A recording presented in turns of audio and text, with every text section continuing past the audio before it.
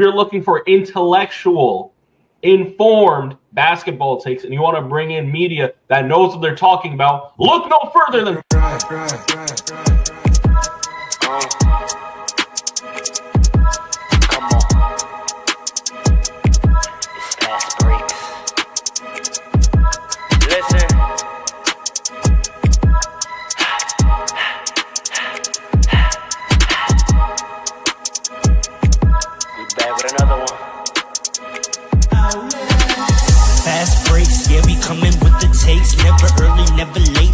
Always push the pace, yeah.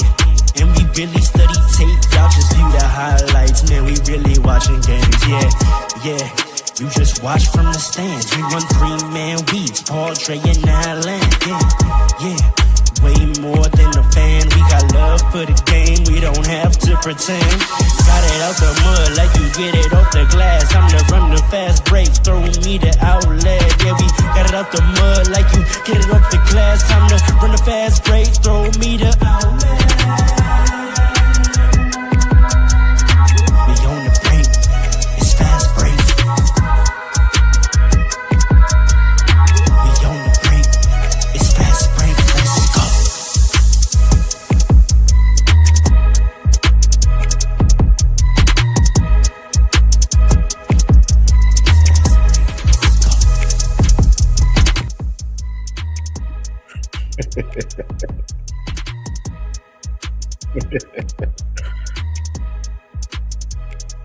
Yeah, fast breaks, let's go. Welcome to another audio adventure on this fine Saturday afternoon. You know what it is. I go by the name Ro, the hostess with the mostest, and you know this. Joining me are my brothers. You know them very well. Below me, the professional, the architect. We call him Morpheus. Alan, the man with the plan. Big Jersey. And for today only, America's favorite Haitian uncle. For today. I'm the real for Haitian today. Hold on.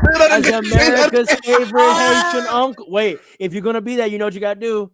America's favorite Haitian uncle, Sac Passe.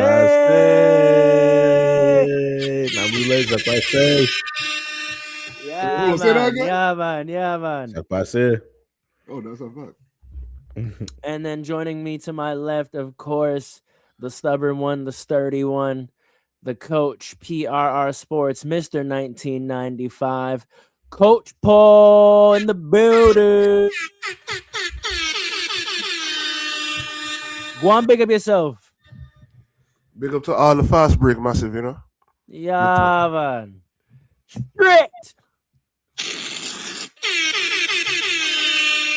Okay, as we start off, remind everyone, please don't forget to vote for Potter of the Week. If you hear a take you like, or you hear a take that is so unbelievable that it's actually great potting, throw some votes in the chat for Potter of the Week, and then also vote for next week's Game of the Week. Fellas, let's see what our options are.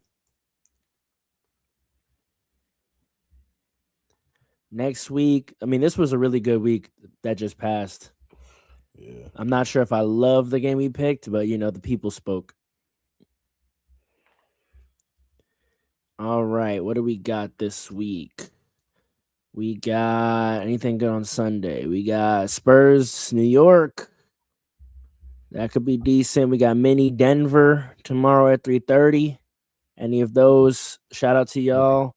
Let us know. We got Philly, Boston at 8 tomorrow. That could be interesting. That's Sunday, Monday. I don't like any of those. Are we believers in Philadelphia?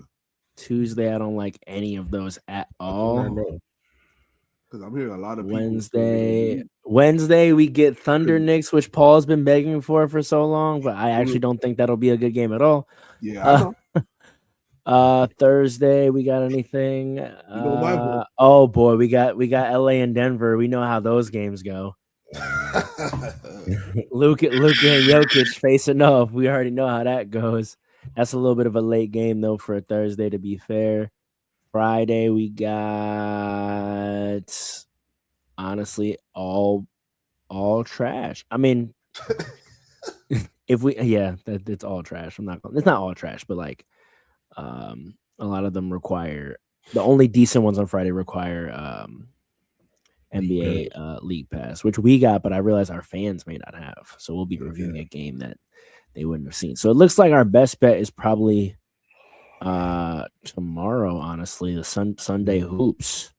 You know, I like Mini and Nuggets, but that's so long from the pod there. But I'm with that. Mini in Denver at 3:30. Yeah, that's a full week for the pod. Damn near. You know my vote. I know. We're not watching the Spurs Knicks. That's not. I mean, No, that's not my vote. What's your vote? He wants Thunder Knicks. That's a fact. Ew. Yeah, all right. Ew. All right, we'll put those two. We'll put those two in the chat. Chat. That's the two options you have to vote for a game of the week this coming week. We have we have Mini Denver tomorrow, or we have what was that Friday? I said, or Thursday. I think Thursday.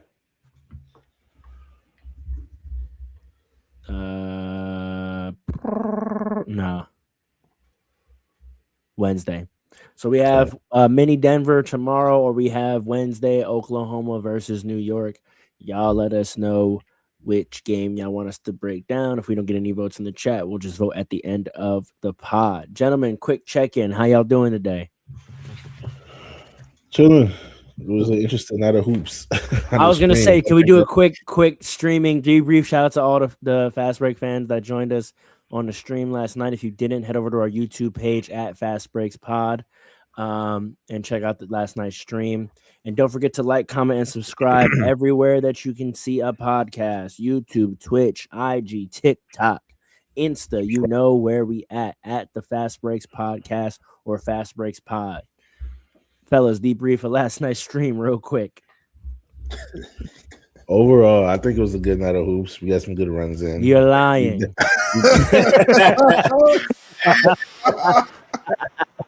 right. I at least two, right? You won at least two. We want to. We won two games for sure. And those games went pretty well. Yeah, those two games they went pretty well. It was a tough night of hoops, but we got some bumping. We did. We got reps. We got reps and run, so we can be thankful, I suppose. And we definitely sold that one game. That one game that we talked about. You can see it on the stream chat. You see it on the stream. Go check that out. Yeah, team accountability on that loss. Loss is on all of us. That was ridiculous. For sure. These AIs are the most disciplined AIs I've ever seen in a 2K game. They got their mind of their own. They are sentient. They know what they're doing. They're sentient, he said. He said they're sentient. They know what they're doing. And it's what Mike Wang fix this. Fix this. They doing too much out there. The AI, I'm not going to lie, the AIs were actively not listening to pass. Yeah. On the ball handler, setting screens on what they feel like. That's kind of a fact. I'm not going to lie. When you call for the ball, they don't pass it, which I've never seen the AI do. No, that's the truth. This year and last year, they literally just don't always respond. They can decide to look you off, which is kind of yes. I mean, that's helpful. That's helpful from the standpoint of like we remember like sometimes we accidentally would call for it and they had a good shot, or we would call for it and it wouldn't register till late. So now it was like a ridiculous pass. So I kind of like that they've given the AI, but the problem is like, for how long of a possession can the AI ignore me? Like if it looks me off one sequence, sure. But if we go 10 seconds and this man is trying to do dribble handoffs and we're standing in the corner like, yo, I said, yo, corner. What are we really doing? Like, why am I having to like speak into the mic to the game to tell the game that I'm open because it doesn't want to respect it? It definitely messed us up in the clutch too. It wouldn't pass. I think it was you calling for it. It wouldn't pass it to you in the clutch, and I had to get it, and that was a bad position. They didn't pass to him, they didn't pass to me, and it felt like passing to you. It's crazy. Yeah. You both were open at one point. Yeah, it was crazy. All right, well, there'll be better days. Okay, game of the week. This week, the game of the week was Spurs versus Pistons back on Monday, which seems so long ago. You do, yeah. But I mean, we have possibly doing a game of the week on Sunday this week. So I hope you both took good notes. Who would like to go first? Yesterday. All right, so it's fresh. So Paul, you're up first. That's a good idea. I'm not sure did that. Yeah, shout out to League Pass, man. But but listen, this is what I'll say. That game came down to 3. Or I'll say this: I had 3 revelations watching that game. Oh wow, revelations! The first one is Wemby. They can't guard him, and the Spurs are the second seed. Potentially could end up being the first by the end of the season. Not fully utilized. Does that mathematically work? I think they're like a game and a half behind first. They're 2 games back. 2 games, yeah. So it could. I'm not saying it will. Yeah, they could. That's not a big step at all. But they could. They're a top 2 seed, and I don't even think they're fully utilizing Wemby the way they should, which is scary for the future. We've been saying that for a long time, haven't we? Yes. Well, I mean, how long really? Because it is year 3, you know. But we've been saying that his whole career, and now we're in the 3rd year of it. We're in the 3rd year of them. I'm gonna talk about that in a second. Okay, bet. The second revelation I had is the Pistons. When you get physical with them, you have a shot. You have a shot. They're not as scary as people may seem. When you get physical back. Now it's up to the rest to allow you to get physical back. Right. But when you get physical back, then you have a shot. And then Cade, he kind of is still not comfortable with the in-between game when defenses are playing him tight. Because he went 5 for 20. And when you watch a lot of those shots, they were either threes or tough layups. And a lot of the time when he was driving, he could have just stopped on the dime and pulled up for a mid-range, but he didn't do it. So I think that, and when you shut him down, you shut the whole team down. Yeah. So those are the 3 revelations. So now the first one, right? I was thinking about this. Wemby, at this point of his career, reminds me of Kristaps on the Knicks. Right? But just better. Like they are literally like the same type of player. Wemby is just like 5 times better at what he does, or what they both do, I should say. Right? The problem that Kristaps had when he was on the Knicks, right, is that people didn't know how to really utilize him and how he should be utilized. Right?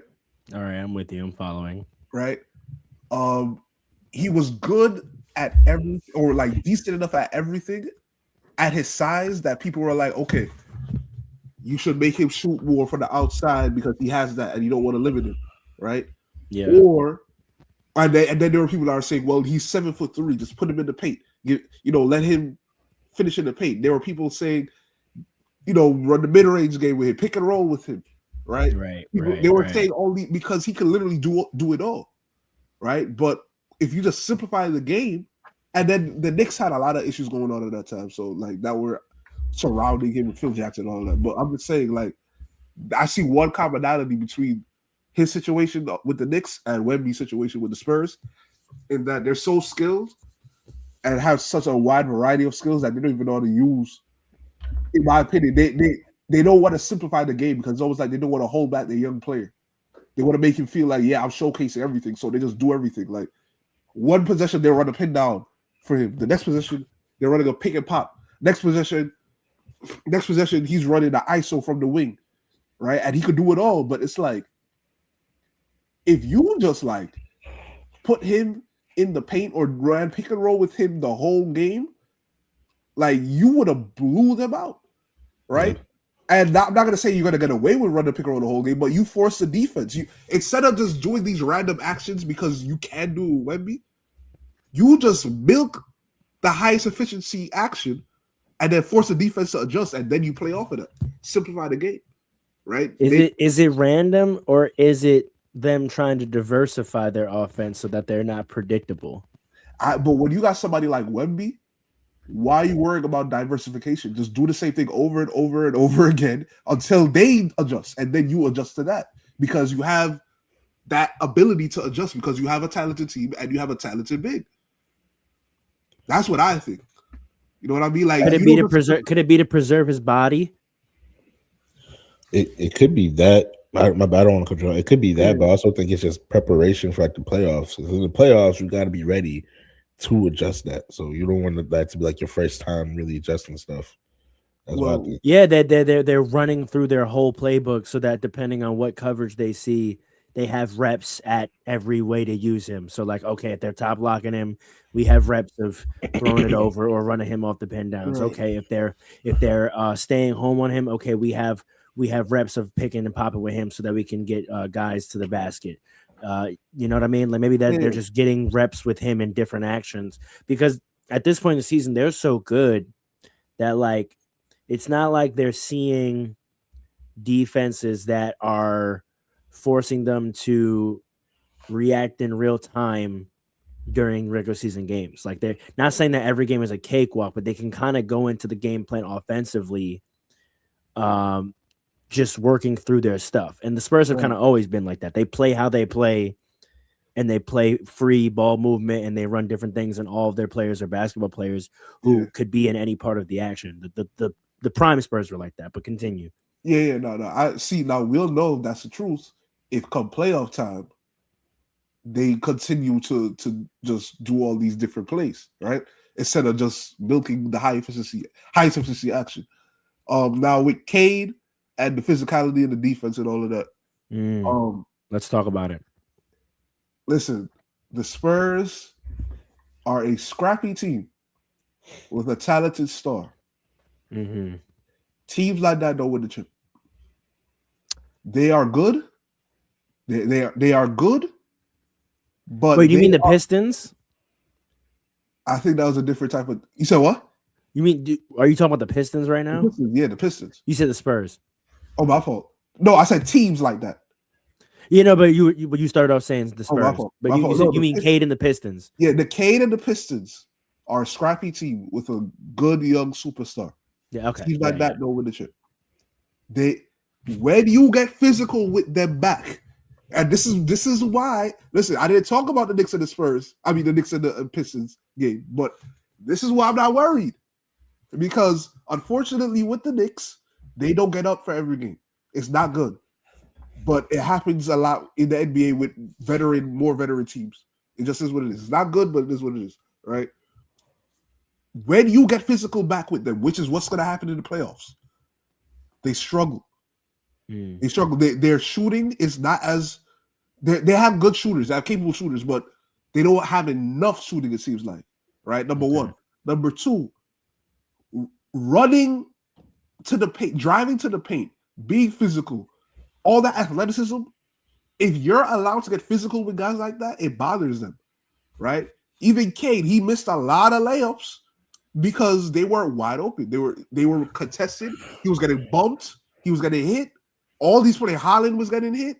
The guy that went to St. John's, he was getting hit. A lot of these guys, they were getting fit. That's how they came back in the game.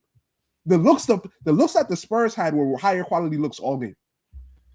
All game. The Pistons were able to come back when they said, we're going to get back to what we do, right? And then the Spurs, they have athletes too. They have young players too. They hit them back with the same type of energy, and then it was a wrap.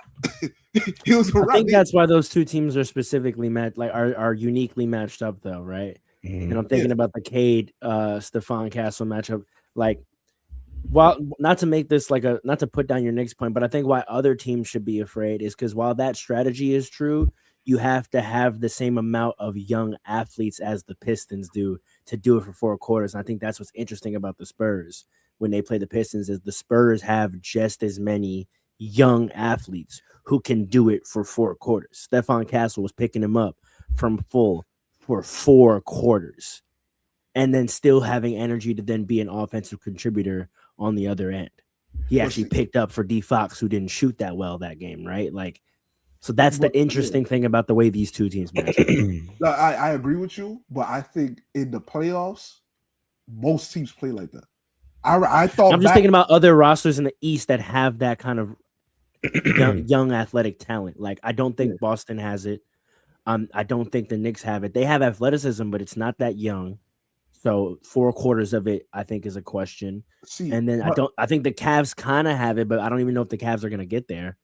So that's why I think the Pistons are still sort of uniquely positioned in the East, because that roster only exists in the East. I think you have to have that level of youth to do it in the regular season. In the playoffs, think about the Celtics games against the Knicks, right? How they just locked in. The Knicks just locked in and played physical and played for like at least 3.5 quarters, right? Sure. They just locked in, right? I lied though. You know who had a roster like that last year though? Who? In the East, the team that came out of the East.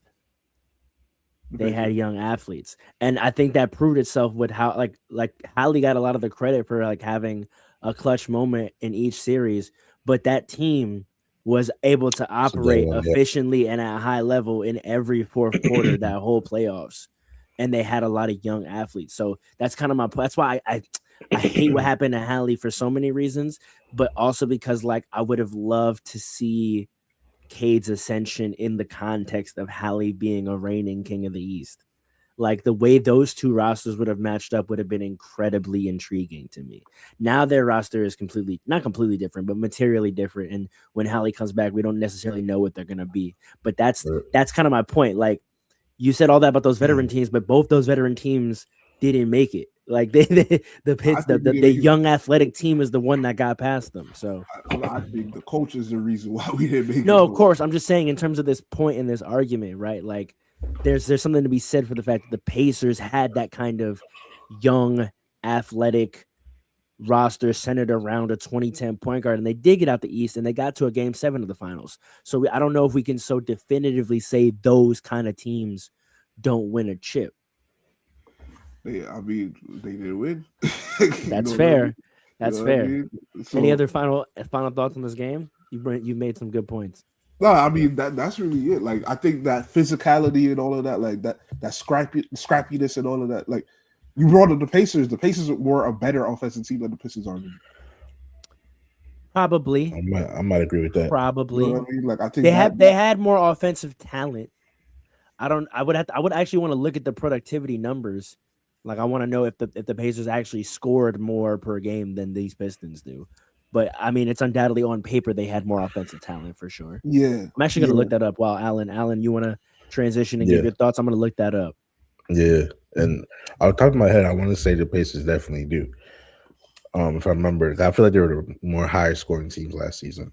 But yeah, for this game, I would say like if it was possible, I really wish we could have got, because I don't think either teams are going to make the finals.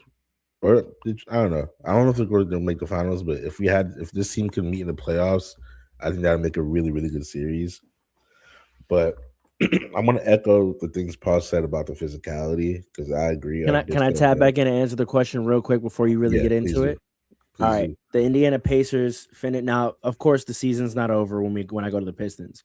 But the Indiana Pacers finished the 2024-2025 regular season with an offensive rating of approximately 116.5. reflecting a highly efficient, high-paced offense. During the playoffs, they remained high, and it went to 115.3. Okay? The Pistons, as of today, as of late February, I have an offensive rating of 117.6. Oh, wow.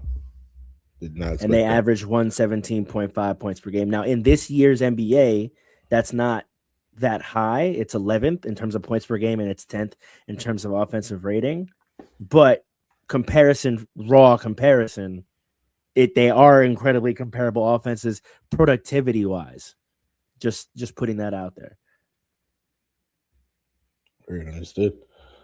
Interesting. I definitely never guessed that. But yeah, so I would have liked to see these two teams to be in the playoffs because of the level of physicality that we saw in this game. I agree with Paul about everything, that the Spurs just matched like the Pistons' level of physicality, and it's kind of took the bully away from them because that's what the Pistons are known for. That's what they've done to even the most physical teams like the Thunder this season. That's what they're known for. They just bully teams. You see them get into fights and all that. But for the game the other day, the Spurs just matched that level and it worked out well for them. I would even say they took it a step further and even kind of took away Cade's ability to be physical. I think Cade got into foul trouble early, either in the first quarter or early in the second quarter. And Cade is a very physical point guard, obviously, just by his body type and his style of play. That takes away his level of play, and you see how that resulted. He was really never able to get into rhythm in that game. Right. At least with his jump shot, though, because I mean he was diming it up.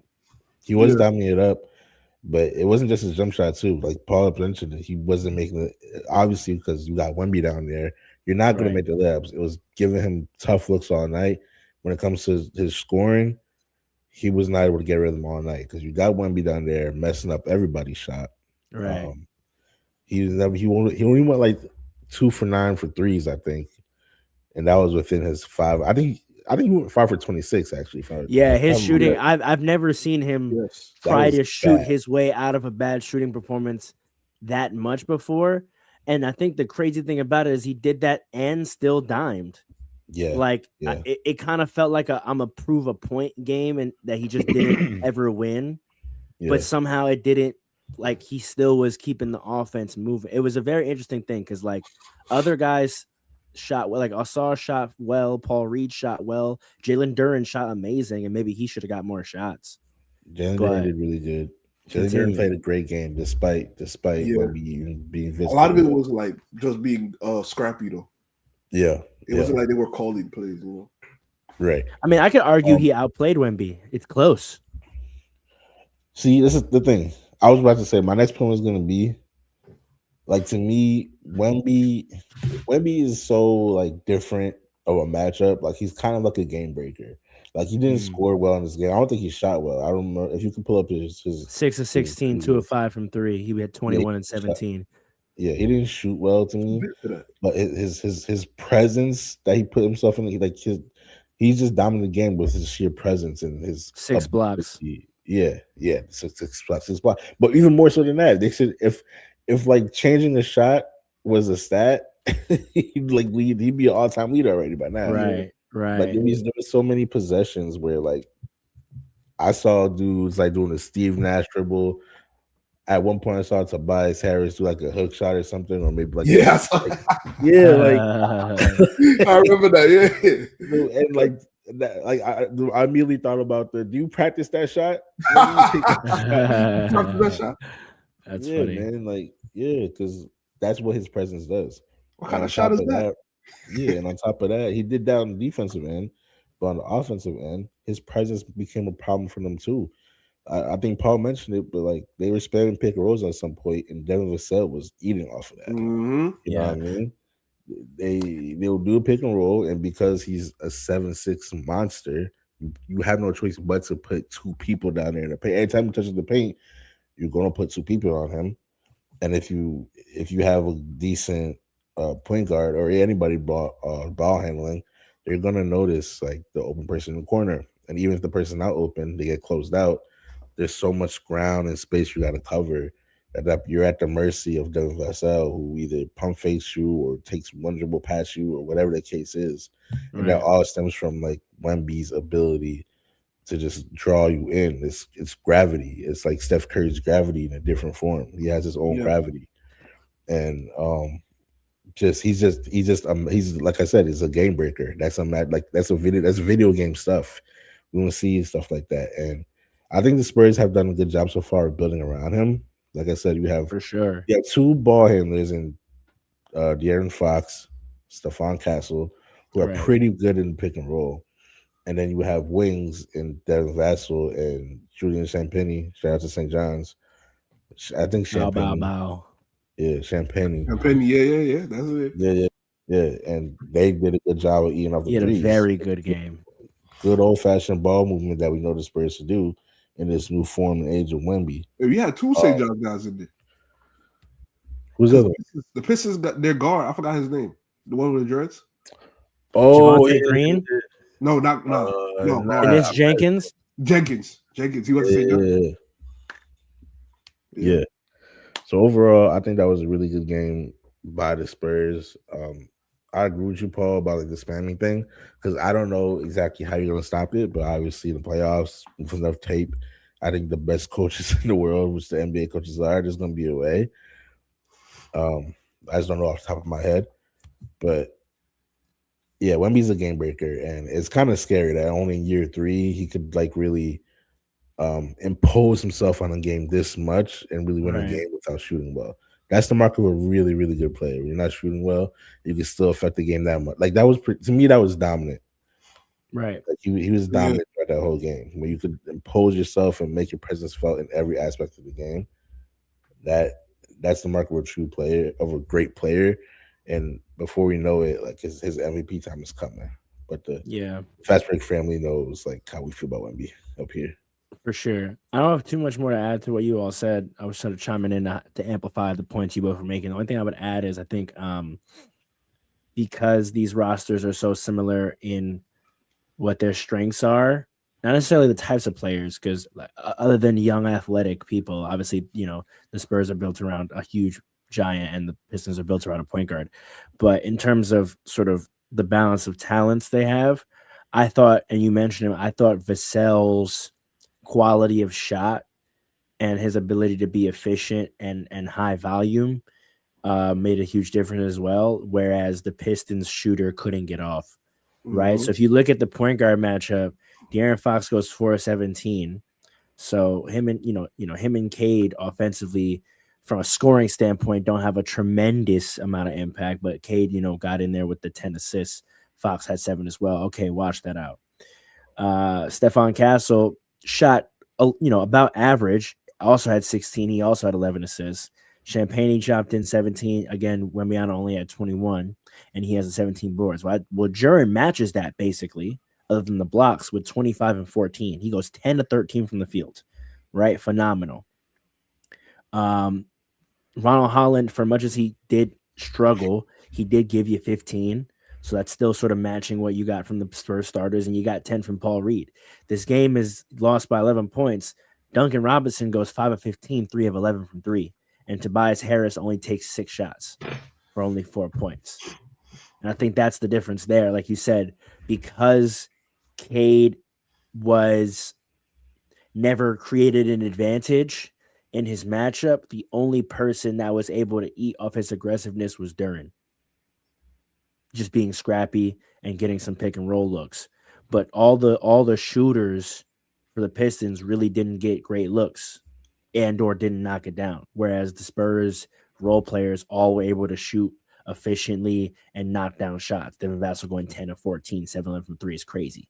Champagnie went 5 of 8 from 3, right? So I thought that was a big difference as well. So it's not just that K wasn't scoring, it's that the fact that he was having such an uphill battle to be effective over Castle allowed the Spurs to play a conservative defense and not allow any of the Pistons shooters to get a rhythm.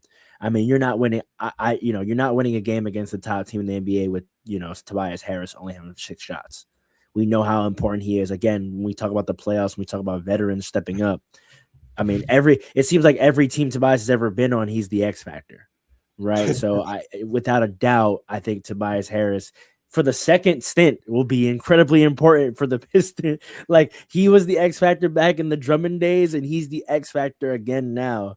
So I thought his lack of involvement in the game was a huge tell as well. And then again, Duncan Robinson. If Duncan Robinson is going to get that amount of volume and not hit, that's sort of a wash of minutes because he's not giving you much else on the floor, right? So that was the balance shifting that I saw outside of the main things which you guys all talked about. Everything you said though about like the offense, like with Tobias and Duncan Robinson, it still comes down to Cade to me.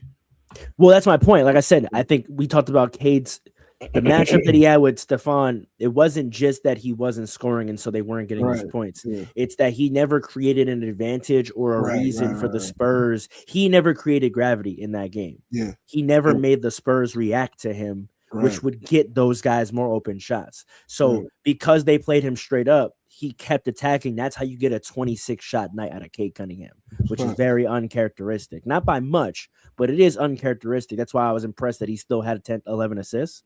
But him shooting that much means that that's what he was being played to do. Yeah. Not even high usage, because he always has high usage, but that's what he's being played to do. A lot of his development this year has been him understanding how to create an advantage early to get the defense to react, and then getting everyone else going. And then when they soften up, then he kills again. Right? He never got that momentum shift in this game. He never had a moment where he made the Spurs defense sort of react to him, which would get other guys open. It was just him. He basically had a one-on-one night for most of his possessions, where the Spurs were like, we're going to leave Castle alone to just guard you, and you either get a bucket or you don't. And 5 of 26, more times than not, he just didn't. And that's what I saw. Like, it was a lot of like him trying to spam a pick and roll to get Castle off him, couldn't really get leverage to get downhill. So it was either he tried to sort of shake him and get a three, or tried to bully past him and finish at the rim.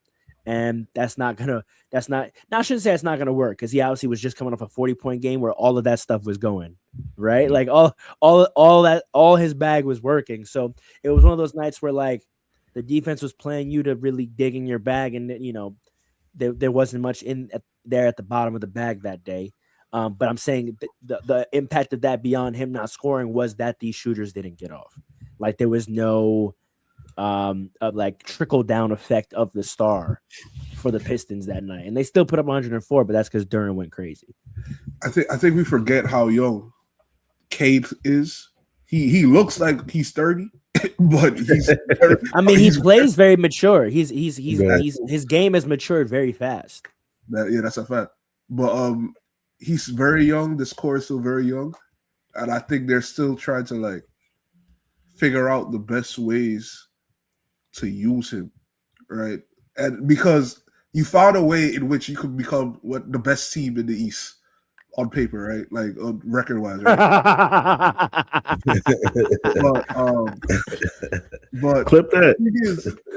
You don't sleep. But yo, that might be the episode. That might be the pod episode title on paper. But the thing is I think they're still trying to figure out how to have him or how to use him in certain situations, because that what you said about everything was working in that 40-point night, I don't think that's going to ever work against a team like the Spurs. You know what I mean? I think they should have been. You can't put it past a star if they get in their rhythm.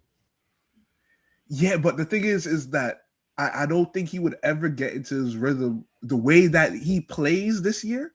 I don't think that will ever work against the Spurs. Like I think he could get better. He could get better.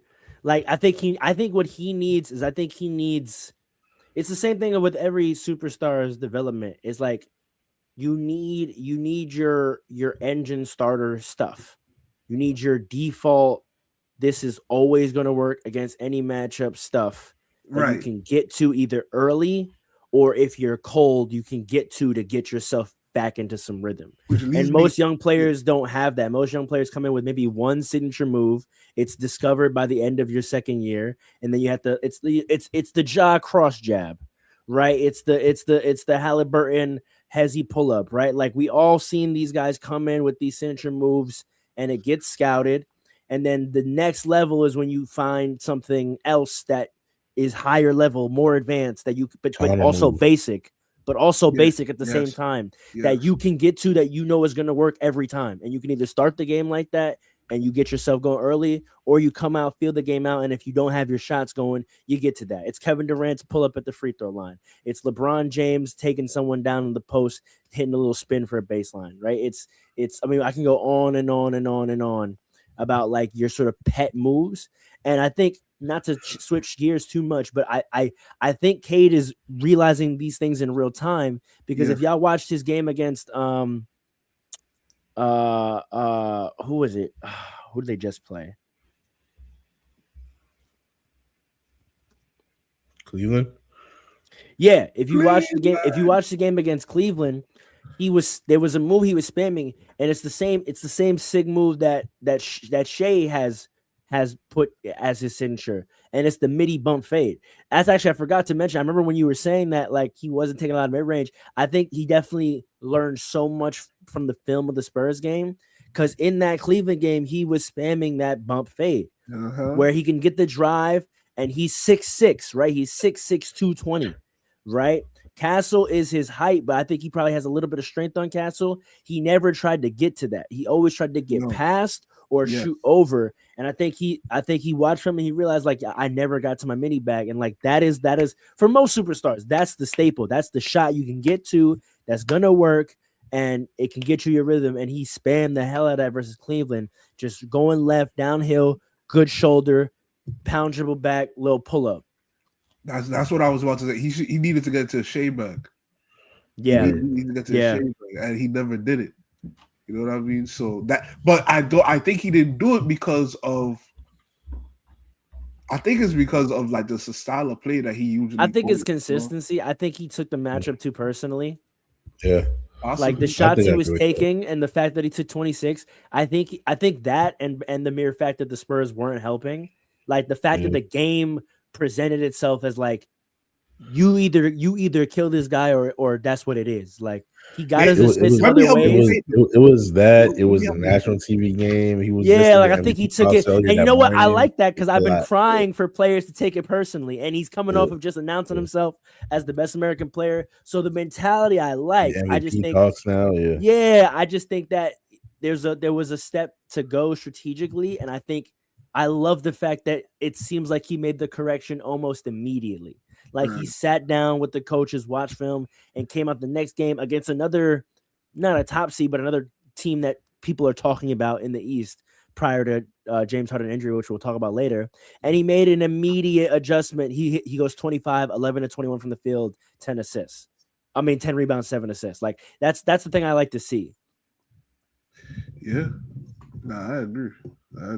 He should have got to that mid range game because. You driving and you not finishing. He's not a great 3-point shooter. People forget that. He's not a great. He could hit a 3. He's a rhythm shooter. And in the Cavs game, he only shot 3. In the Spurs game, he shot 9. Like that speaks to settling and or hunting. Or like trying to get a shot to go down to get some confidence or some rhythm instead of like going and taking what you can get. Yeah, he's only really like a high efficiency 3-point shooter against the Knicks. Because he gets in his rhythm. Because there's no good matchup. Because he's 6'6". So either you're gonna put OG. That's supposed to be OG.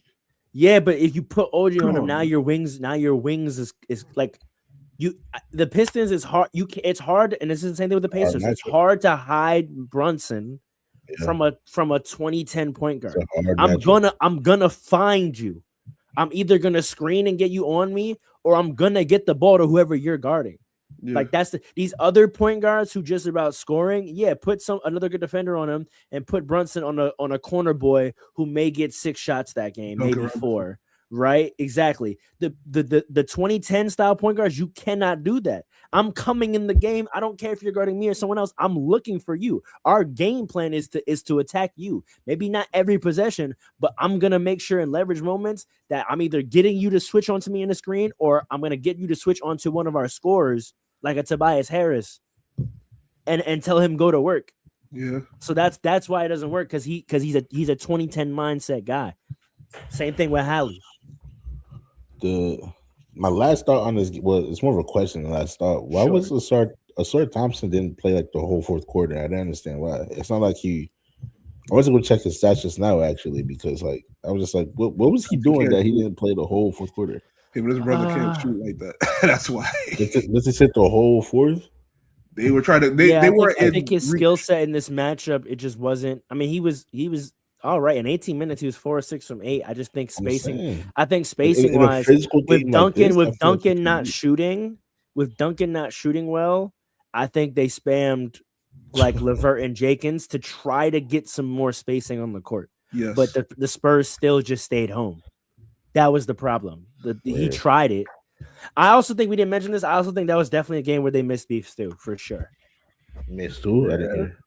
Beef stew. Oh, beef stew. Yeah. That was definitely. Oh yeah. I know it doesn't translate like automatically, but if you think about it, like when you're talking about a team being tough back, like when a team is tough back to the Pistons, he then elevates their tough. Yeah. Right.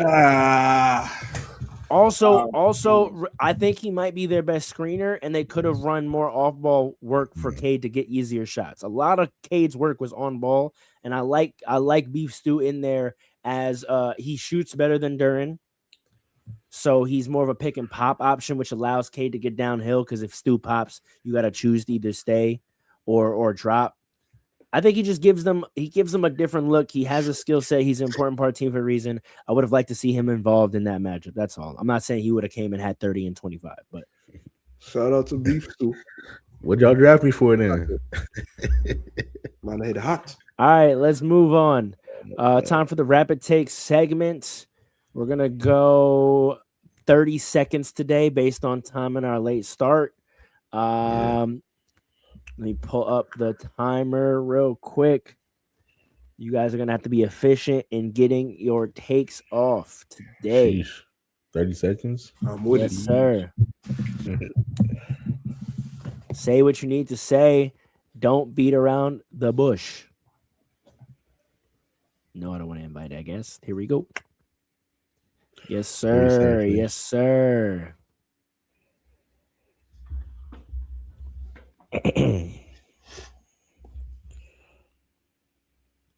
All right, y'all ready? Alan, I'm gonna put you first up. Rapid fire take. I'm not no Clint Capella. Come on, man. Yo, DeAndre Ayton. What's your problem, bro? You got some nerve. You cannot say that. You cannot say that, because if you want to say that, you gotta show me something next game. The next game, he had 4 points and like 3 shots. You can't do that, bro.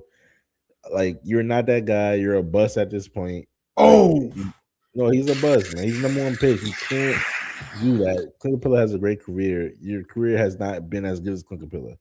So it's crazy to me that you said that. That's all I have to say. In my 30 seconds.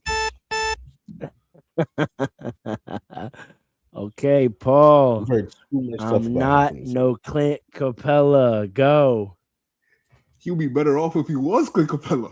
Clint Capella was nice. Clint Capella did his job, and he did it well. And DeAndre Ayton is in denial. The reason he's in the reason that Clint Capella, the reason why DeAndre Ayton should be Clint Capella or is in this position right now is because when he had that other role of being a post scorer on the Suns, he lost his love for the game, and he choked. He's in the Clint Capella role now. He should eat it. Like, do your job. It's crazy because by numbers, he's having a fairly decent season. He has one of the highest field goal percentages in the league, and he's close to averaging a double-double. I don't know what, like, when they treat you like Clint Capella, you have good games. Like, yes, that's what I'm trying to say. Like when they treat you get the ball more when they view you like Clint Capella than when they view you like DeAndre Ayton. Like when they view you as wanting the shots that you want, they don't give you the ball. So like part of me has empathy. Part of me has empathy because like what he's saying is true. Like he does have a skill set beyond this role, and they are trying to put him in this role. But he said, "I'm not no Clint Capella." One, it sounded like shade, but it also sounded like he was saying he couldn't be. And it's like, you absolutely can be. There's nothing stopping you from doing that. So that was violating straight up. He didn't. I know. No, but listen, this is my team. I know. Yes, it was. That was the ego he put on top of it. I know, DA. Part of that was like him saying, like, I have a different skill set and I want to play well for y'all, but y'all are asking me to do things that are not my strengths. And like I'm saying, but here's my response as a fan. That's a freaking cop out. You're capable of doing it. You can do those things. No, you don't have the absolute hops of Clint Capella. You're athletic enough to be a loud threat. No, you're not a generational rebounder like Clint Capella. you can average 12 rebounds a year. You've averaged 10 to 11 rebounds your entire career, every season. Why this year are you all of a sudden not averaging double-digit rebounds? So yeah, you put bravado onto it to try to sound like, oh, I'm better than that. But I know that secretly you're trying to say that you don't think you're good at the things that they're asking you to do. You can be effective, sir. That is a cop-out. You can absolutely be an effective rim-running, vertical threat, defending, rim-protecting big. There's nothing stopping you from doing that. Nothing at all. Stop it.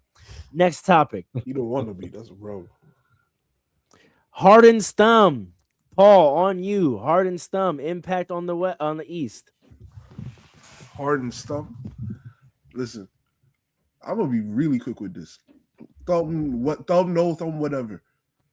The playoffs are coming in about 20 games. All right. That's crazy. We know what Harden does in the playoffs, especially when it's close. That's all there is to it. Thumb injury, no thumb. I don't care. He's gonna do what he does in the playoffs, and that's that. I don't believe in the Cavs, man. I'm sorry. I don't. Paul, one quick question for you. Yeah. Paul, one quick question for you. Yeah. Which thumb is going to be more impactful in the Eastern Conference playoffs, Harden's or Josh Hart's?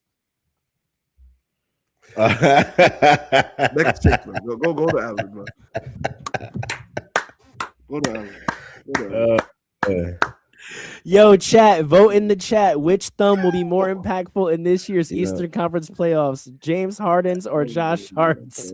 After that happened, that's when I went on a little 8-game skid too. I hope you know that. Yeah, which thumb is going to be more impactful? Allen, Harden's Josh thumb, Harden, go. Don't do that again. All right, Harden's thumb. Lava. I don't know if it's gonna be too impactful. From what I understand, it's it's a fracture. It's not a displaced fracture.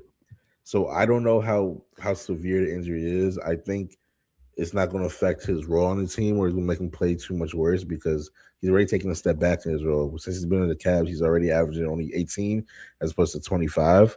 So I think he'll still be all right. The only concern is playing through injuries. Obviously, it could get worse. That's always the risk.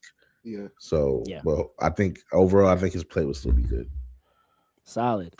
Concanapple absolutely destroys the rookie 3-point record in only 59 games. Allen, crazy. Sticking with you. React. Yeah. That man he's a real threat from 3-point. I remember him in college. I don't remember him being this nice in college. Maybe I wasn't paying attention hard enough. But to destroy it in 59 games is really crazy. It speaks a lot to like where the NBA is today, but it also speaks a lot to his individual skill set.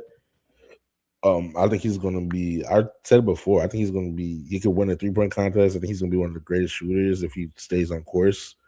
But shout out to him. I hope his career takes off. He's been playing really, really well. He might win Rookie of the Year. If it wasn't for that game that Cooper Flag had, he might have had it in the bag. We're gonna talk about this because the game Cooper Flag had, Khan had his game in that game. That game they both went crazy. That game might decide Rookie of the Year. We'll talk about that one day. Yeah. Just real quick on this topic, I'm very interested to see if in the coming years someone challenges Curry's single season record. It's a lot of threes. It's like 450 something. It's a lot. Yeah, it's a lot. But we'll see. But the rookie record has been broken twice in the last 4 years. So, Paul, Concanapple, react. See, all right. One question: is he better than Cooper Flag? This is what we have to decide. We have to figure this out. Keep that in the back because that would be crazy. Same team in college. That's crazy. But anyway, Kyle Concanapple is going to be one of the greatest shooters of his generation. That's all I got to say about him. About Curry, we're gonna know. We're gonna see how great Curry really is after he retires, because we're gonna see how long his records stand with how he changed the game. We're gonna really value Curry differently after he retires. My one thing with that is, and I'm gonna be like, I don't know if like let's say like you're right and people get close to his record in a few years or whatever in years to come. I will be on the other side of history telling people it wasn't just his 3-point shooting, it was the quality of shots that he took, what easy made him. I'm gonna be that old head saying, like, yeah, no, y'all wasn't there. Y'all did not see you. You don't understand. He wasn't taking catch and I will shoots. be that old head. Yes. Exactly. I'm gonna be that old head in the future saying all that. But hold on though. What Pharaoh said, some of these records might not be broken. It looked like they're gonna be broken, but a lot of them might not be. And how long will Curry play? Because Keegan Murray broke the rookie record first, right? With over 200. That's still 200. That's still 200 away from the single season record of 250 away from the single season record. So if he was like the best person with a chance, now he's not even in a rotation really. So like I want to wish the best for Concanepo, but like one of these guys has to develop and turn into a kind of player on their team who has enough usage and value to make 400 threes in a season. Like that means you're taking 12 to 15 a game. Curry might be one of those players after he retires that we move him up instead of move him down on the list. It's possible. We'll see. Because all speaking about moving up lists, KD reaches the 32K club, one of only, I believe it's 6 players. Paul, I'm going to stay with you. React. KD, I think I said this before on another rapid take. KD is one of the greatest scorers ever. When he retires, no matter how polarizing he is, we will miss him. Miss him? Yes. Miss him. He's just one of the greatest scorers ever. And we forget that sometimes because of like all the other things that he said and done, or like narratives around him and all of that, but he just reminds us sometimes that he's still one of the greatest ever, and he's still one of the best scorers in the league today. In year what? 19, I believe, or 18. 2007. That man had the Supersonic jersey on at one point in his rookie year. That's a fact. All right, Alan, rounding out our rapid fire takes. KD reaches the 32K club, one of only 6 players. React. Yeah, and he did this while missing like at least 1 or 2 seasons. So like Paul says, one of that part. That part. So, like I said before, but my biggest frustration is that how we view him is entirely like his fault. Like we should view KD way better than we do. It's entirely his fault. It's the most frustrating thing about him. Yeah. But congrats to him. Another, I know my time's right now, but another thing that he did was the first player to score 40 points on 5 different franchises. A real true plug and play dude, and he's just one of the that don't sound right.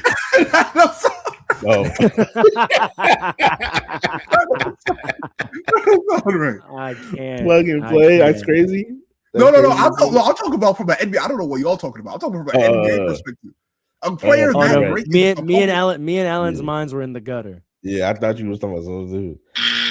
But no, that's a good point. That's also my point. Like he's the reason why we see him. People see him the way that they see him. As great as he is, you just said he's a 40 player. Like crazy. That means he's been elite and moved that much. Yes, that's not good. That's crazy. I don't like that, but you're absolutely right. That's kind of a crazy stat. Yo, Bron's at what, 3? Yeah. Bron's had 40 points for 3 different franchises. I'm trying to think of anyone else like who has had 40 points for multiple franchises. James Harden might be at 4. If he has a 40-point game for the Cavs, because he definitely had one. Well, maybe he didn't have one with the Thunder. I'll have to look it up, but he obviously had one with Houston. I want to say he had one with the Nets. Yeah, I want to say he had a 40-point game with the Nets. He did. He definitely did. He definitely had one with the Clippers. Yeah. Did he have one with the Sixers? He was kind of ass. I don't think so. No, he had a playoff game. He had a 40-point playoff game. I remember. Because then the next game he had 7, and it was game 7. And we were like, this makes no sense. We were like, this is literally the most confusing thing we've ever witnessed in our lives. You just had 42, 6, and 6 last game. How did you now have 7 in game 7? I was confused. So he might have 5 too. Wait, so definitely Houston. I want to say the Nets. He definitely has one with the Nets. Definitely had one with the Clippers. definitely had one with the Sixers. It's a matter of whether he had one with the Thunder ever. I don't think so. He didn't. It's a matter if he ever had one with the Thunder or if he has one with the Cavs. But I think I want to look it up. Because he also is in the same boat of like he's been elite, but moved a lot. Like, yeah. I think Kawhi clearly had some of the Clippers. I think he definitely had one on the Spurs in the playoffs or something. He did. Who? Harden in 2012. He had a 40-point game with the Thunder. Really? Wow. Yeah. So in the regular season, he didn't have one with the Sixers, so I guess they didn't count that. But I guess they didn't count. Yeah, that's crazy. The playoffs. That's that's crazy. That's why it doesn't count. That sucks. I saw this. Damn. Maybe this should be the debate of the week. No, but we're gonna. I want to save it for when we have more time. So maybe next week. But I want to queue up our debate for next week. We have to talk about like that Thunder big three and the way their careers have panned out. Yeah, really. Like looking at this season, we have to talk about it. I saw a tweet the other day. It was a great graphic where it was like, yo, these three, like Sam Presti did such a good job. Like you drafted a cornerstone. You did what the Warriors did, but before them, you drafted a foundation of a franchise. These three were supposed to be milestone breakers and franchise legends. And instead, they all became superstar journeymen, which is a misnomer. Like, that's not supposed to exist. A superstar is not supposed to be a journeyman. And all three of them have done that. Isn't that fascinating? I don't think it's a misnomer anymore. It's fascinating. I don't think it's a misnomer anymore. I think LeBron changed it.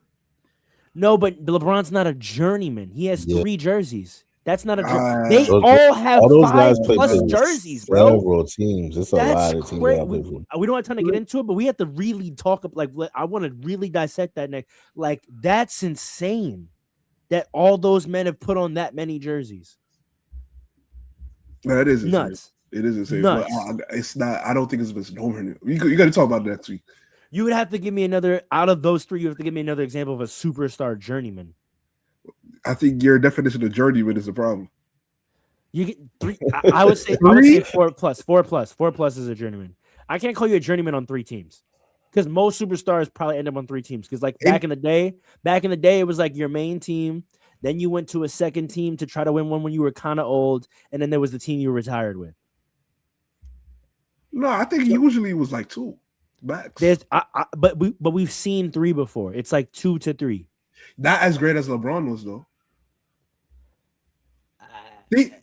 Players as great as LeBron, they stayed on the team one team. Yeah, but I don't know if that makes him a journeyman because he's been on 3 teams. A man from a great player from that era, as great a top 5 player from that era, from LeBron's era, that's journeyman. Because you usually on one isn't that great. Dirk, Kobe. Okay, sure, but is it just because you have a one example and it's someone as great as LeBron James? I don't think that completely redefines how we view what a journeyman is. I think because LeBron has played on 3 teams, now you're not a journeyman. Like now you're a journeyman if you play on 3 teams. Does KD even go to the Warriors if LeBron doesn't go to the Heat? But I'm not. This isn't a debate about like why. We can talk about the why. I'm just saying like I think journeyman starts at 4 teams. 4 teams in your career is crazy. 3 teams, I think we see 3 teams a lot, and we wouldn't call those guys journeymen. LeBron kind of got like a cheat code in there because he went back to a team. He switched teams. Like 4 times. Yeah, but I mean, it's still going back. Like he still hasn't played for. He's only played for 3 teams. I feel like it's kind of a cheat code, and I think he did it intentionally there, but. Yeah. Is he the only player that's ever gone back though? Like people go back. We'll go back. A lot more players honestly should have went back. Paul George should have went back. Imagine where they'd be right now. Paul George should have went Indiana back. Would be great. Paul George should have went back. He will keep them like 2-3 years ago. He was great.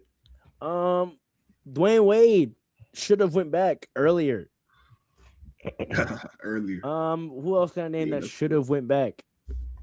Unfortunately, Melo couldn't go back. But it would have been great if he could go back, because if he was MPJ, Chip. I don't know about MPJ because MPJ is starting. Yep. I'm talking about when they won it.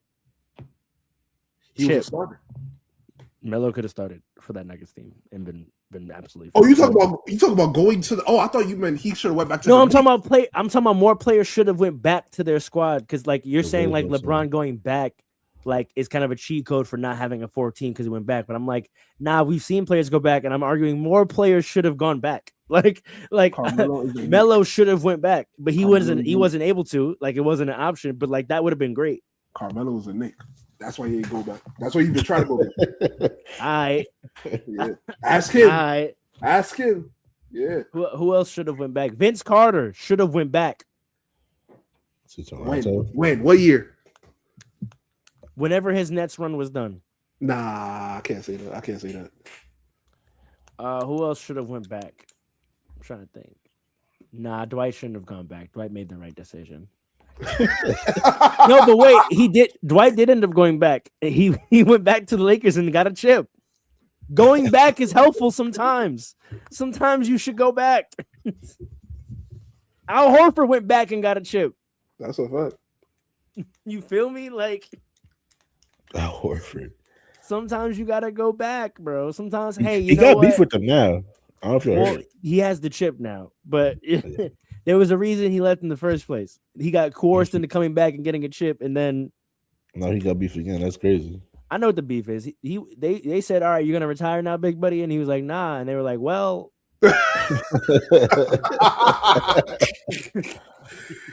Wait, so good luck with that. What's this about though? Luka LeBron beefing? I don't care to talk about it. Yo, all the sports networks talk about that stuff. What are we gonna add to that stuff? Like, unless y'all want to hear me crash out as a Laker fan on the topic, is that what y'all want? I didn't know they were beefing. Yeah, I didn't know that much. Josh, is that what you want? You want to hear me crash out about the Lakers? Is that what you want? Shouldn't how calm I am about the situation tell you how I feel? Think about how amped I've been about Laker rosters in the past when they've encountered issues and how expressive I've been. Look at my demeanor now. What does that tell you? I didn't know they were beefing. I'm not gonna. What did I say at the start of this year? You know what I mean? Like, have fun. This man about to go back to Cleveland. That's crazy. It's not whether I want him gone or not. I am understanding of the current situation, and I am curious as to what moves we'll make when that's no longer the situation. My urgency for the situation changing is not dire because like I do want a LeBron failed world tour and I do want it to be on the Lakers. So like part of me is like, I'm cool to ride this out. I would love if he took a pay cut next year and stayed. That would be great. So it's not as much as I want LeBron the player gone. It's more so I definitely don't want him making $50 million. And you know he's not going to take a play. This should have been the farewell tour, man. I am pocket as an informed fan. I am salary cap pocket watching. Yes, absolutely. No, he's so right. Yeah. If he wants to take a pay cut, I would love for him to be on the team next year. That would be cool. And but also the plus minus numbers don't lie. We play better when he's off the court and it's Luka and Reeves on the court together, and we play better when he's on the court by himself. But when he's with any one of them two, we're a bad team. So I don't. What do you want me to do? What do you want me to say? Like, I'm not gonna be one of those LA fans that shits on LeBron. He brought me a chip the year Kobe died. Again, I'm internally grateful. He healed a wound for all of us at maybe our most vulnerable time in our lives. So you will never catch me looking out my face saying, talking down on him or saying get off my team. I will never do that. I'm forever grateful for that chip. Whether y'all rate it or not, I rate it on a personal level for what it meant at that time in life, in the world. Okay? That man locked in about basketball when a lot more important things were happening. he felt a responsibility and he fucking lived up to that duty. So no, I want him to retire on our team. I want to see him be in a Laker jersey, go around and get flowers. But I'm also not delusional. I understand what my team looks like right now. I understand what's happening. But Luka's young. I have faith eventually, like, we'll put the roster around him he needs, and then we'll go get it done 3 or 4 times. That's where my delusion comes in. It's like, he's locked up. I got him extended. I got JJ Redick extended. They're not going nowhere. So you feel me? I'm more concerned about what we're about to do with this Austin contract. I was gonna say the funniest thing is going to be LeBron gonna be on the team next year. Reeves may not. That would be crazy. But hey Alan, every week this Nets fan comes in. Makes y'all look hard every week. What does he say? What do you say? Let me read that. No, come on the minimum if you're gonna do that. Come on the minimum, because I think the year after. But if he's taking the minimum, stay right here. Don't go nowhere. Next year we don't have our draft pick, so he could come on the minimum, teach the rookies. We're gonna get a good high draft pick, come mentor the draft pick, and be on your way out. I'm cool with that. Don't come here with your BS. Josh, it's not similar at all. Josh, it's not. I won't elaborate on that. But it's not similar at all. You find no kinship in your situation with me, brother. I'm so sorry.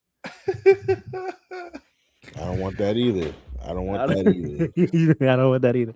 All right, let's wrap this up with a quick debate. It could be a short one. Just make your argument. We'll see if there's any little bit back and forth. But this is my 5-minute warning, 5-10-minute warning. I gotta be out. So, debate of the week. How would you grade the NBA season so far, and why? I'll go first.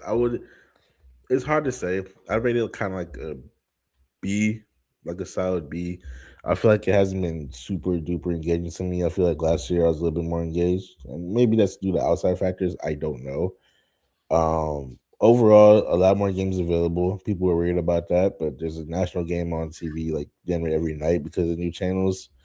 My watching experience is a little bit better because I like Prime Video, when the games on Prime Video, the halftime show, great.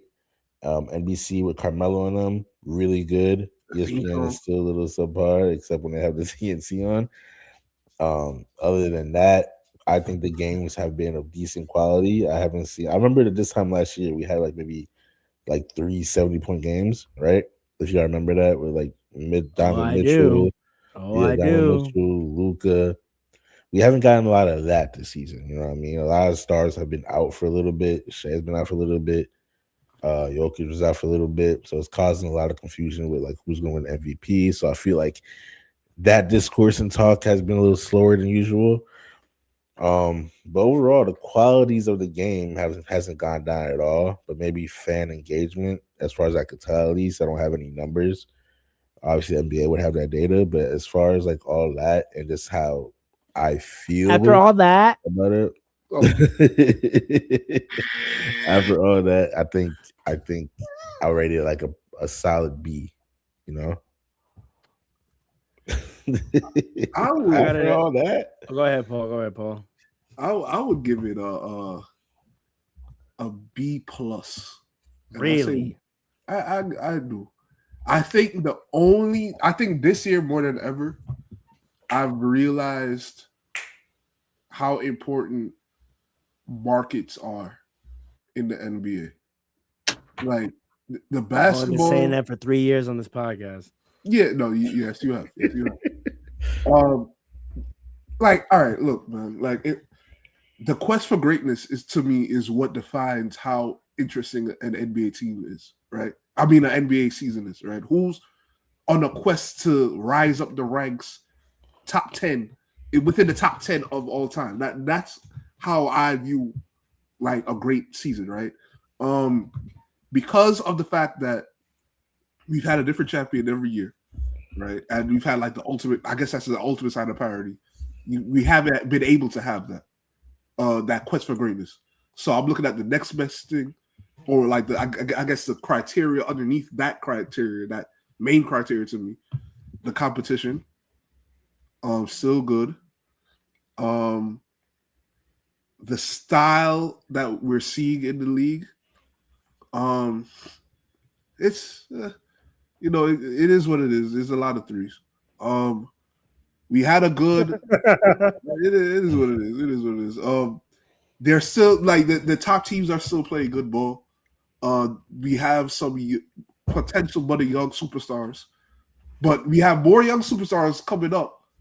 Where the generation before them, like we got Kane in them, right? But the Tatums and the Lukas before him, it's like we don't know how great they really are yet, because we've just had a different champion every year. So, it's just I see more parity coming. Honestly, my favorite team could win the championship, so I'm happy about that. On paper. That's all right. On paper. I look at the NBA All-Star weekend. The Sunday was the best in years.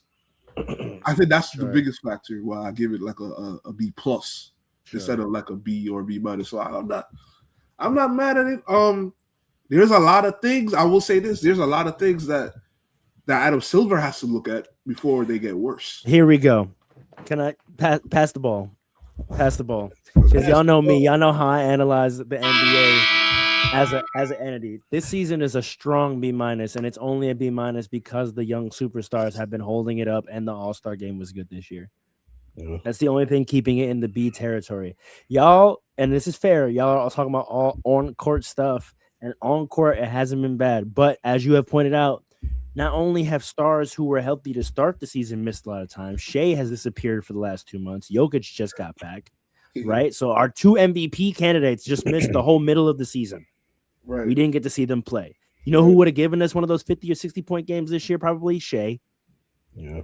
Jokic got close. Jokic had like 48 back in I want to say December or something, or maybe November.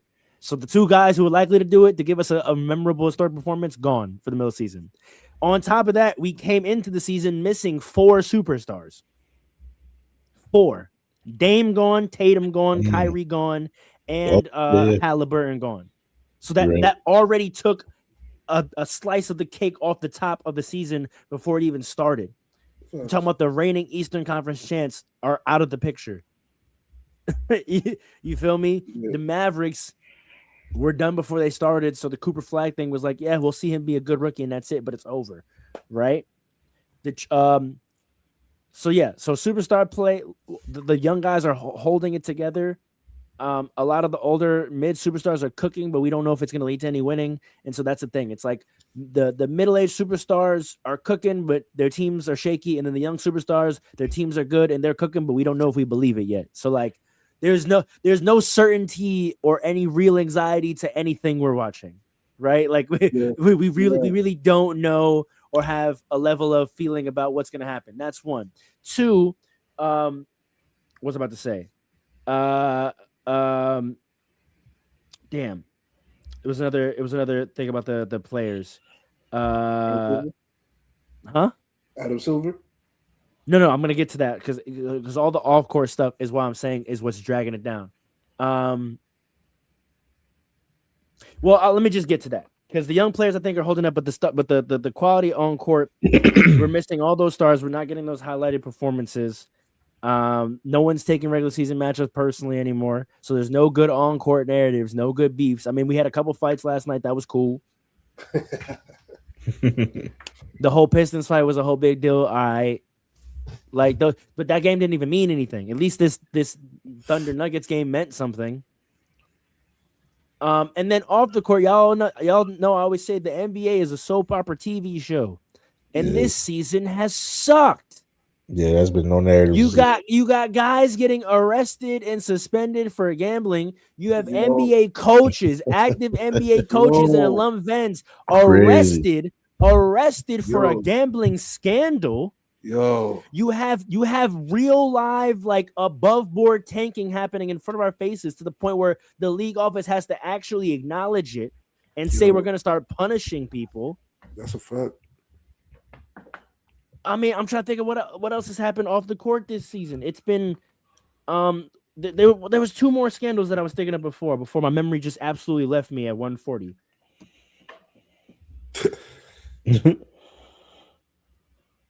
The Kawhi Ascension thing. Yeah. The Kawhi Ascension thing got revealed. That's crazy. Paul George got suspended for PEDs. When's the last time we had a PED suspension in the NBA? And that happened so quietly too.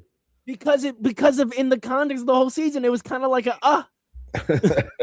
with everything that's been happening. Like, come on, like this season sucks. Of the soap opera, I mean, like the narratives, the challenges that are happening, like the good guys are not having a good time. Like the ensemble, they have an uphill battle, and this is terrible. Like we haven't had one redeeming moment outside of Derrick Rose. Derrick Rose Day and his jersey getting retired was the singular feel-good moment of this entire season. Everything else has been like mid or just good ball. With nothing extra on top of it. No good drama. LeBron, we had thoughts that this would be like a coronation retirement tour. Feel good about LeBron year 23 of year 2023. Not only is he not retiring, most of the year has been enveloped in a secret beef with the franchise. The franchise got sold, and their family beef is coming out all over ESPN. Like, it's nasty times. This has been a disgusting season, bro. The Maverick owners old thing going on over there too. Oh my god. Yeah. Oh my god. Yeah, you right, Phil. It's been whack, and I'm not gonna lie. Outside of the game of the week, like, and games that I know are top team matchups. The last month coming out of the All-Star break, my desire to watch games has been low. It's been super low, bro. What am I watching for? Like, what am I turning this game on to see? Like, yes, I do like good basketball, but honestly, it's about to be March. I'd rather watch college at this point in time than this NBA stuff. Maybe that's true for most people, like every year. For me, it never was. For me, I still always would have preferred an NBA game over a college game, even in March. Yeah. But this year, bro, like, what am I like? Remember when I was looking up the games next week for our game of the week, bro? Like, yeah, you said all this is whack. Like, what am I watching? Like, tomorrow? Let's go tomorrow, right? I'm not watching Raptors Wizards on League Pass, bro. For what? Thing too. The Wizards made a very big trade. 2 normally would be really big trades, and like that's just everyone's just like, there's nothing about it. There's nothing. It's a nothing burger. Houston, Miami. That a year ago, 2 years ago, that would have been an immediate watch game. I'm not watching that. I'm not watching Houston, Miami. I think DeJounte Murray just came back from injury. I'm still not turning on the Pelicans and the Jazz. The Jazz might not play 5 players. The Jazz might go out there and play 5-on-4. What am I turning that game on TV for? Listen. Lakers Warriors would have been good. Steph's out. Another one. Steph gone. Like, what are we watching? Like, it's this season is ass. It's only decent because I like the way some of these young players are moving. That's why I give it a B-. Like, it projects well moving forward, and the playoffs might still be solid. But like, listen, you gotta shake it up. I'm very biased because my team actually could win the chip. So I'm it's been a pretty all right season to me. You understand? But, and think about the public narratives that have gone around your team, and you feel like you're having a good season. There's been thumbs. There's been team meetings. There's You know what though? There's been Timothy Chalamet.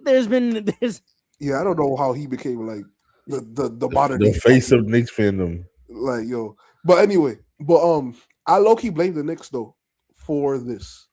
Because like what you said about the Pacers, who was supposed to be the team that stepped in and claim that number 1 seed as the actual it made the East interesting. And then I remember the other thing I was saying that I forgot. This whole Giannis thing. Oh yeah, disgusting. And then we hear rumors that it was a part of him being linked with the gambling company and him betting on himself to stay. Like, yo, this is gross. This is disgusting. This year has been nasty. and he's still on the team. he went through all that with Shams, and he didn't even get traded. And that was the other thing I was going to say too. But the trades have been whack. We keep trading old injured superstars, and then they just don't play the rest of the year. So the biggest trades of the year meant nothing. Trae Young goes to the Washington Wizards. He's not going to play this year. And then Anthony Davis goes there. He's also not going to play. Like, it's crazy. This is a mess. It's a mess. Yeah, I'll let y'all get y'all. I was like, I see why they saying that. But when I remind them of everything that's happened this year, bro, what we've been potting about all year. When's the last time we had a really good, like, saucy topic related to something positive? Today was the best we had because records are getting broken. But usually we are on here reacting to nonsense. Nonsense. Absolute nonsense. I'm thinking about, remember the Dallas Maverick trade 2 years ago? Remember that pod, how hype we were, how we had to break down how this team might be effective, and we predicted that they might make a finals run, and then it happened, and then we got to break that down. Remember how much fun that was? Yeah, that was you right. Yeah. We haven't had a single pod like that even close this year. This is disgusting. New York. We tried to gas up the Vucevic trade a little bit, like we did. Yeah, y'all tried. I tried. Paul, you was right about that. Paul ended up being right about that. Of course he was right. I was potting. I know. I was potting, bro. Like, this has been nasty, dude. I'm trying my best here. But I wanted to ask this one question. Like, at this point in the season, like, we have to be honest with our viewers. And I wanted to be honest with us and do a check-in before we head into March, because that's like the downhill till April in the playoffs. This season, I'm gonna forget about it. It's gonna be very, very forgettable. I can't think of one thing. I can't think of one thing that I'm gonna think about that's memorable from this year so far at all. No. Listen, the regular season. You're potting good. The playoffs are gonna. I think the playoffs are gonna be very interesting. I pray. I think it's gonna be very, very interesting. I pray the middle of the West is all mid. 3 through 10 is all mid in the West. See, but here's the thing, though, right? If the Thunder win again, we're gonna talk about Shea very differently, right? Number one. Number two, if the Nuggets win, if he does, you know what this ring is gonna be? This is gonna be like the 05 Spurs win. Do you remember the 05 season at all? No. No. I don't. No. I'm not gonna lie. At all. Nothing about it. I don't Nothing about it. Class. I don't remember that rookie class. Who was the rookie that year? Rashad McCants and them. See how I just tied it back? We out the mud. Hey, boys. Bit out the mud. We got Rashad McCants. We got boy. Yo, they out here beefing on the internet about a draft class we don't recall. Like, the motherfuckers said stop. They didn't. We don't Raymond even remember your draft. We don't even remember your draft, bro. My son. Stop, bro. I used to love Darren Williams talking like the big dog because he's like the only person in that draft class worth note. Why and Chris Paul also, but like that's it. And oh my God, the Chris Paul scenario. Oh yeah, bro. This season's trash. He's just gone now. And he's just gone now. The Clippers were the most interesting thing this year. He's just out of our lives and view now. We don't even get a goodbye. The best we get is a 7 p.m. in Brooklyn episode with Melo. Man, the Clippers' whole season is the highlight of the year so far. It's just so captivating in so many ways. Like they were so nice at one point. Like, after he left, like Kawhi looks crazy. No, he started with the ascension thing and Kawhi not being healthy to start the year. Then he gets healthy and they suck.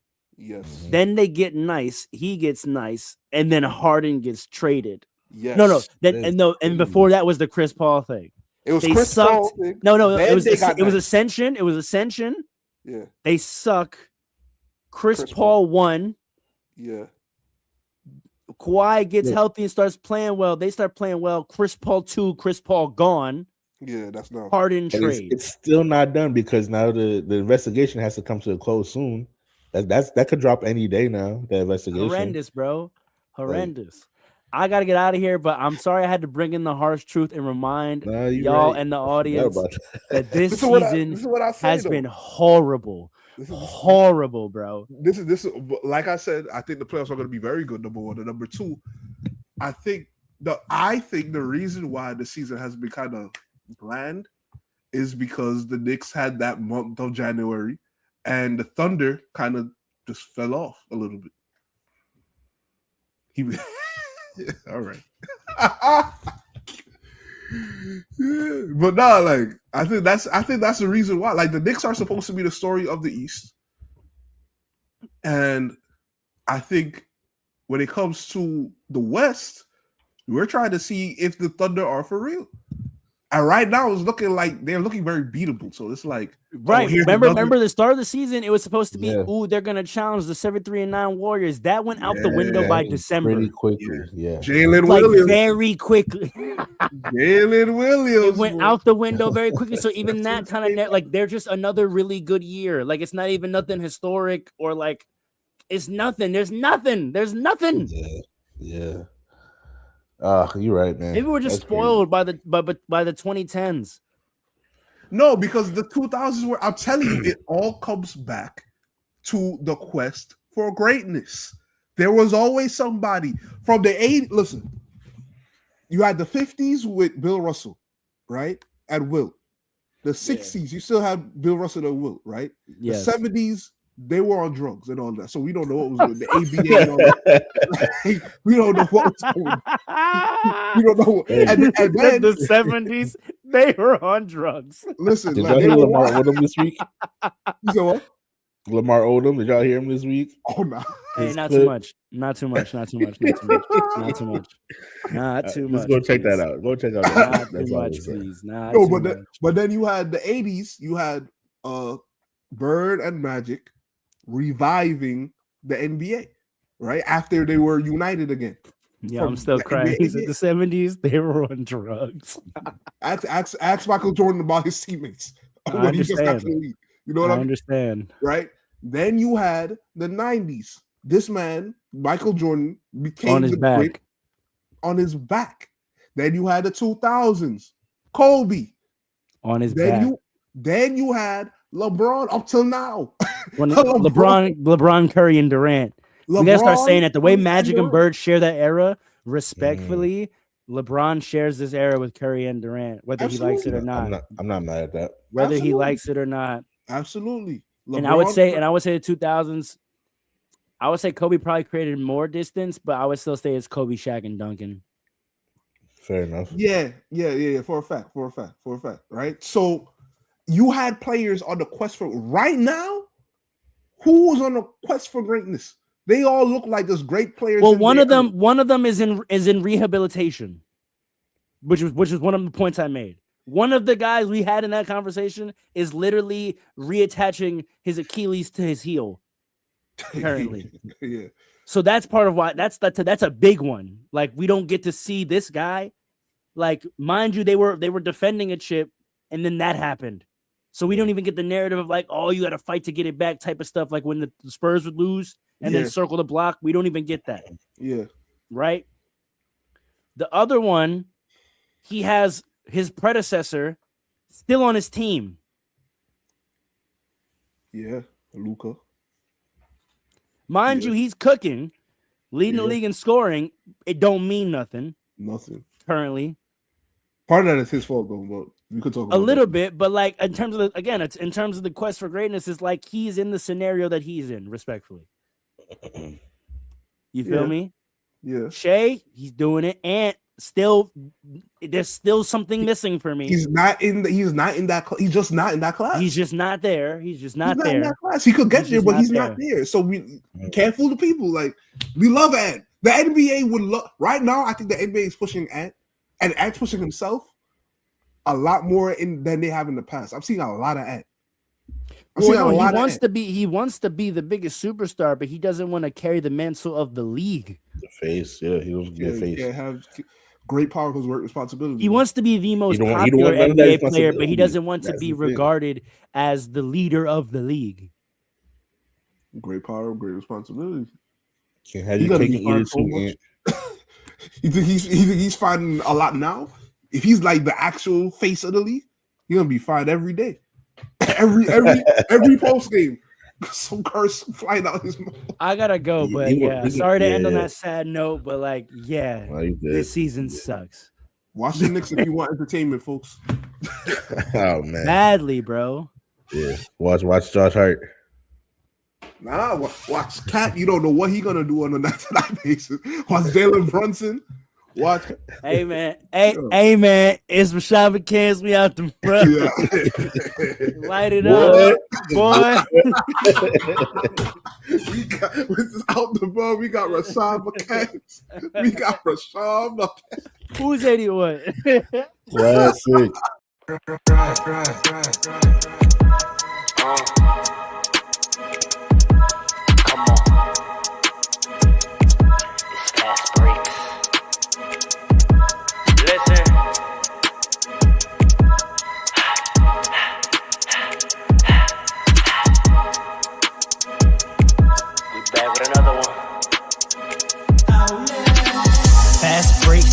Coming with the takes, never early, never late, but we always push the pace, yeah.